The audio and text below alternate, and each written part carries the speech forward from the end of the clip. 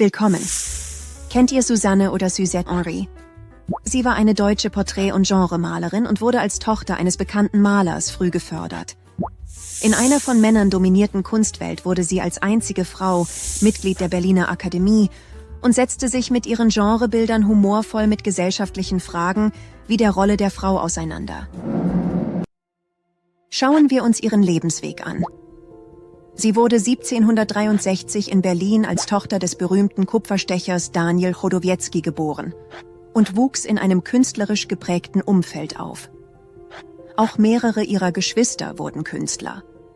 Von ihrem Vater lernte sie früh das Zeichnen und begann mit Porträts, bevor sie bei Privatlehrern wie Anton Graff Unterricht erhielt, was ihr früh den Zugang zur Berliner Kunstszene eröffnete.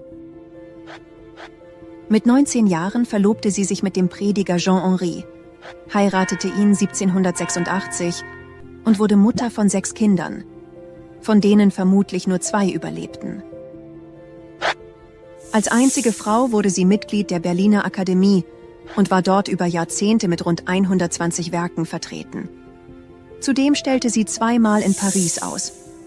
Eine von ihr im Pariser Museum gefertigte Kopie von Raffaels Madonna in Originalgröße wurde am Tag ihres Todes vom König angekauft.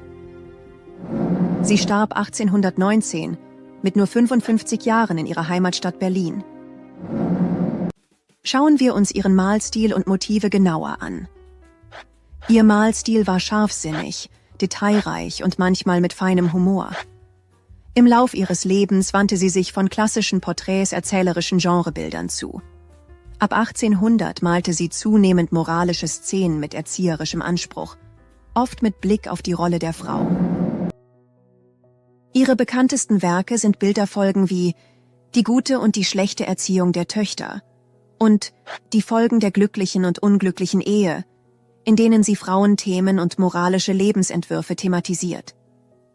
Erwähnenswert sind auch diese Doppelszenen, in denen sie den Sonntag im 18. und 19. Jahrhundert kritisch gegenüberstellt. Von der Erstpräsentation 1806 über den Nachstich 1807 im Handbuch für Damen bis zur Reproduktion 1885-1886, bei der ihr Vorname falsch überliefert wurde.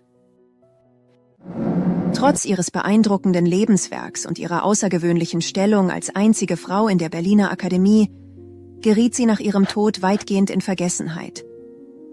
Ihre Arbeiten, die sich mutig mit Erziehung, Ehe und der gesellschaftlichen Rolle der Frau auseinandersetzen, blieben lange unbeachtet. Wir hoffen, dass euch dieser Einblick in das Leben und Werk von Suzette Henri gefallen hat. Wenn ja, abonniert unseren Kanal für mehr spannende Kunstgeschichten. Und falls ihr weitere Informationen zu ihrem Leben und Werk habt, schreibt dies bitte in die Kommentare.